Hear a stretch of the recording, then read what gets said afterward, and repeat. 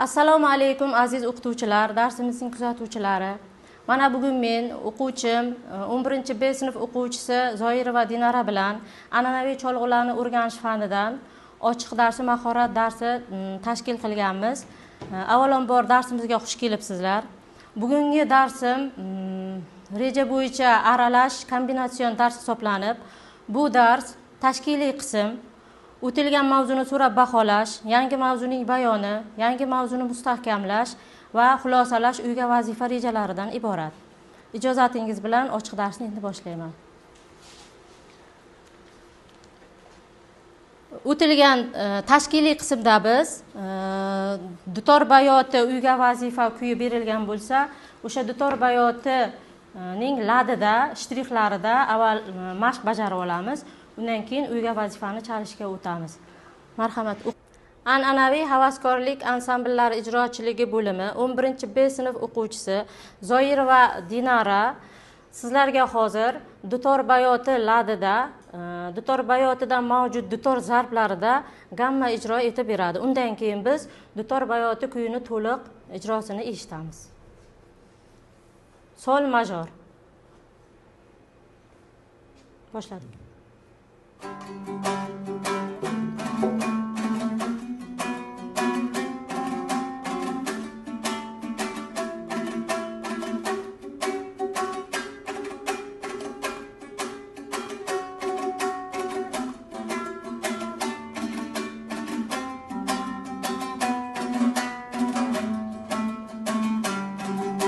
Yana bir marta.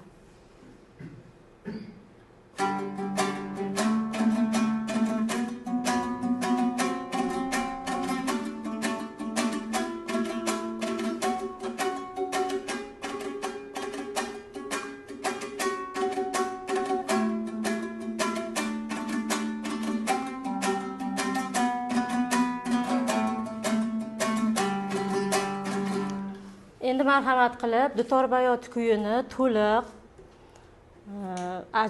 ritmni buzmasdan to'liq shaklda doira jo'rligida ijro etib beramiz. Marhamat, dutor bayoti kuyi.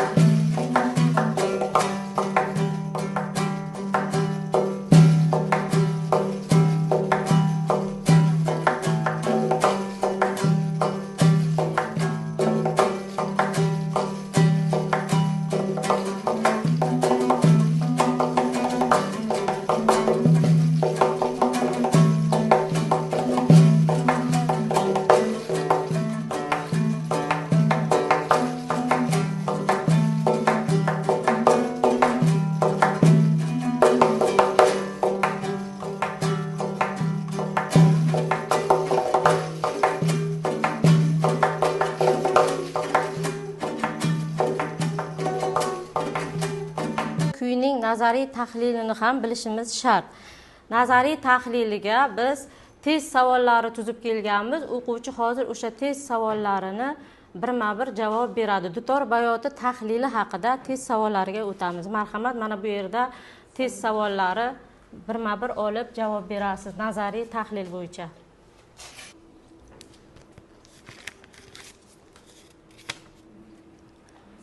Dutor bayoti kuyi an'anaviy dutor cholg'usiga transpozitsiya qilingan. Transpozitsiya nima ma'noni bildiradi? A. O'zgartirish, B. Ko'tarish, C. Bekor qilish, D. Tushirish. Qaysi biri to'g'ri? Dutor bayoti o'zgartirish ma'noni bildiradi. Dutor transpozitsiya.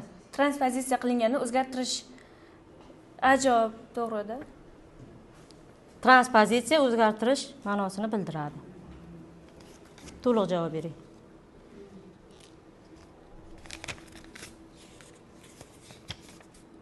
Dutor bayoti kuyini qayta ishlagan bastakor kim? A. Vasilyev, B. Shukurullayev, C. A va B javob to'g'ri, D.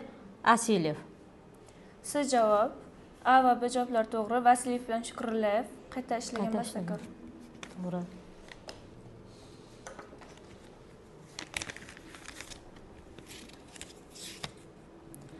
Bayot so'zini ma'nosi nima? Arabchada tunab qolish, arabchada falak, B javob. C. Arabchada o'rin-joy, D. Arabchada buyuk, ulug'. Qaysi biri to'g'ri? Bayot so'zi arabchada tunab qolish ma'noni bildiradi. Falak, yordam, o'rin-joy to'g'ri.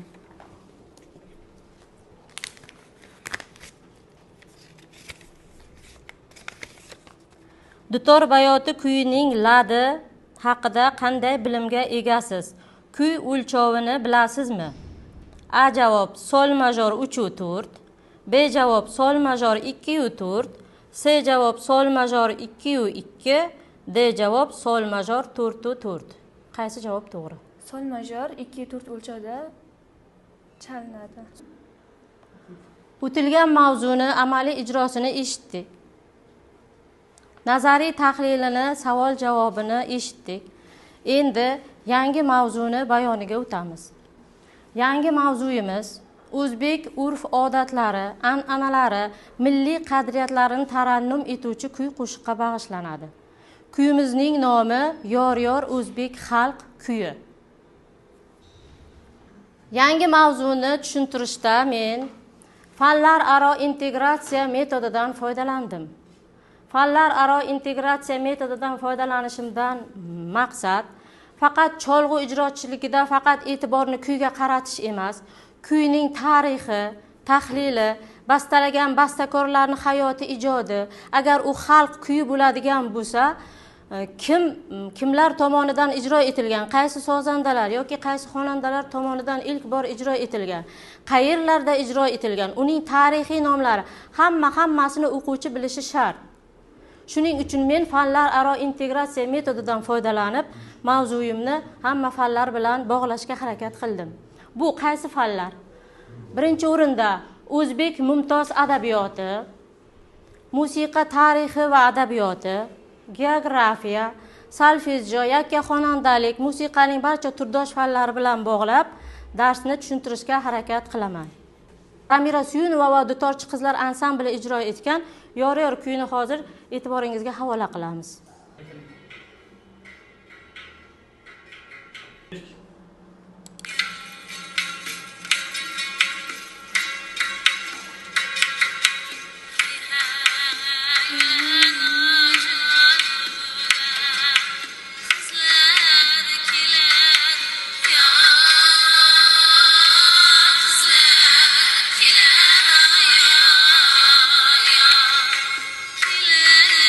Çekmeye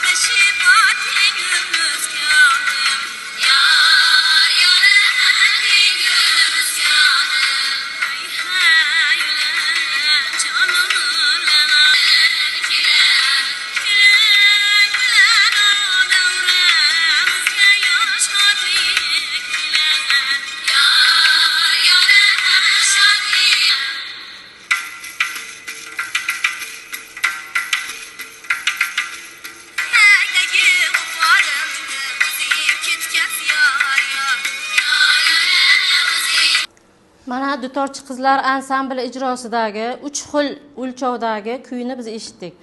Birinchi kuy 3/4 o'lchovda, ikkinchi qismi sho'xlashadi 608 o'lchovida va uchinchi qism 2/4 o'lchovida yozilgan.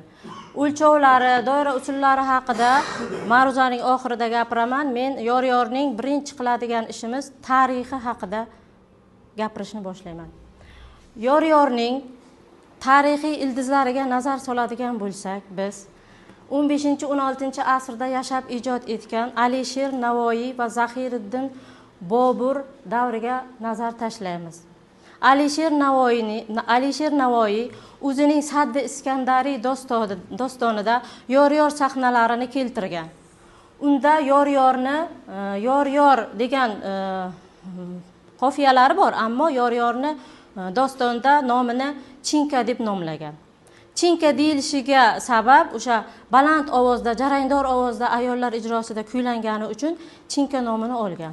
Viktor Aleksandrovich Uspensky rossiyalik musiqashunos, o'zi rus bo'lishiga qaramasdan o'zbek musiqasiga katta qiziqish bildirib, xalq musiqalarini, marosim qo'shiqlarini to'plash, uni yo'qolib ketishidan saqlab qolishga harakat qilgan. Viktor Aleksandrovich Uspensky eng katta mehnati, eng katta bizga qoldirgan madaniy merosi u birinchi bo'lib shashmaqomni notaga olishni boshlagan. Uning davomchisi sifatida Yunus Rajabiy shashmaqomni to'liq holda 6 maqom holatida keltirib, har birini bir kitob qilib davom ettirgan. Yunus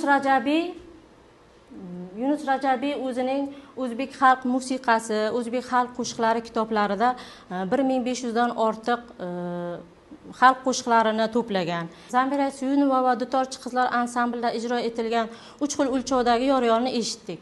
608 o'lchovida va 2/4 o'lchovida nota ko'rinishida keladi.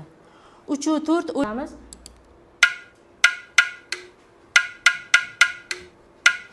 Mana shunday og'ir usulda keladi. Baka bum, baka bum. Bundan sal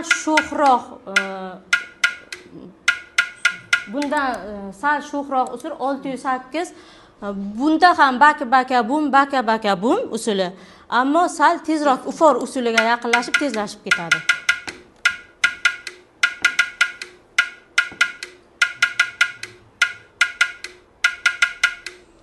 Uchinchi o'lchovimiz 2/4. Bitta bum qo'shiladi oxiriga. Baka bum bum usuliga keladi. Doira usullari bilamiz, doira usullari dutorning zarblari bilan hamohang bo'lishi kerak. O'quvchi doira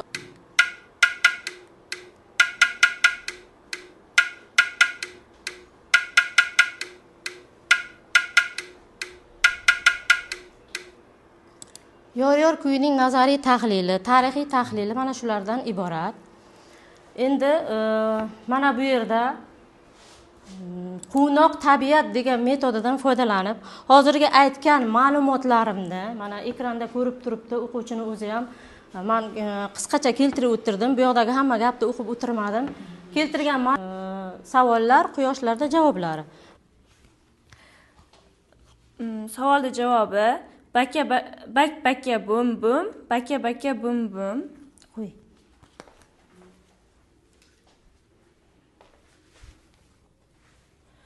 Qo'shiqning O'lan Turkiy nomli turlari haqida so'zlagan. Zahiriddin Muhammad Bobur so'zlagan.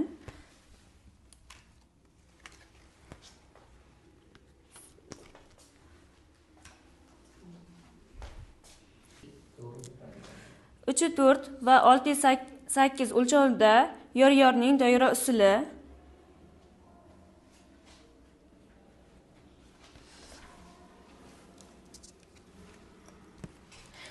Baka bum, baka bum.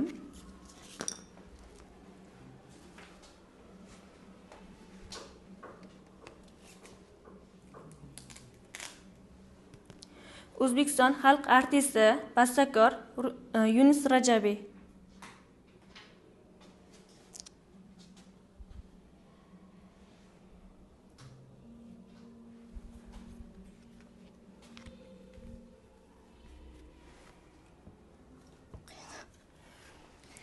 Vishcheltli o'zbek xalq musiqasi to'plamini nashr ettiradi.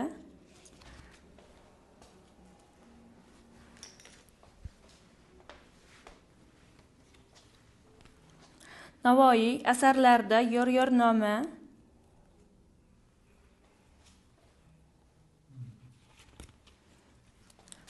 Chinka deb ataladi.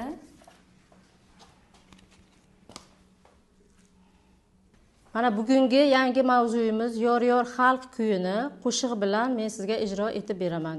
Keyin taktma-takt o'rganamiz.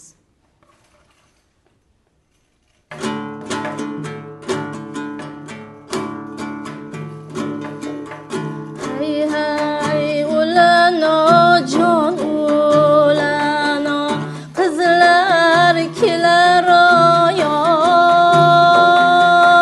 qizlar kelar kelin chakniyo ko'zlari yoshga to'lar yoshga to'lar hay hay ulano jon ulan biz panjara hay hay ulano jon ulano biz panjara har jafoga ko'nadi qiz bechora har jafoga ko'nadi qiz bechora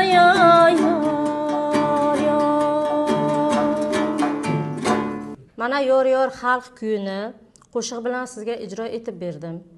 Biz qo'shig'ini, kuyini o'rganishdan avval kuyning o'lchovida, tempida, uning dutor zarblarida bir qo'l mashqi bajarib olishimiz kerak. Buning uchun biz yor kuyining re minor ladida yozilgan, qarang, mana si bemol, re minor ladida yozilgan. O'lchov 3-4. Takt orasidagi notalar 1i, 2i, 3i deb sanaladi. Hozir biz siz bilan moderato tempida 3-4 o'lchovida gamma mashq qilamiz. Demak, re minor ochiq tor, re notasi, mi tepani yopmaymiz. Qaysi holda yopmaymiz? Qaysi holda yopmaymiz tepani? Kvarta va kvinta so'z berganda, ohangdosh interval hosil bo'lganda biz tepani yopmaymiz. Re ochiq, mini chalamiz, faga ham bir bilan kelamiz, yopamiz. Solga 3-barmoqda joylashtiramiz, fani tepasi yopiq turadi. Lani yopmaymiz, mana sof oktava ohangdosh interval bo'lgani uchun yopmaymiz.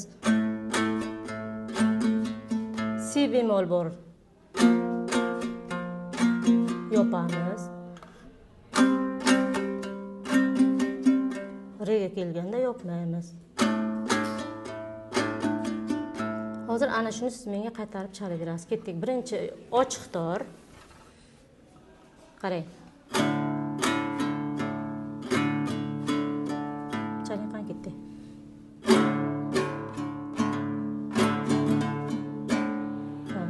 Ketdi yana.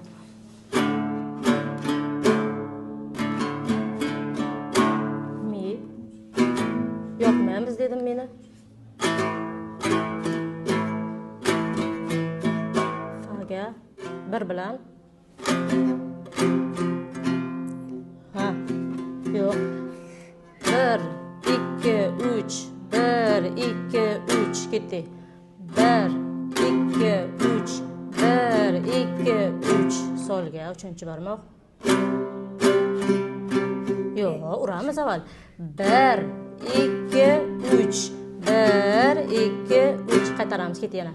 1, 2, 3, 1, 2, 3 laga. Siga tepasini yopamiz, tepani yopamiz. Doga birinchi barmoq.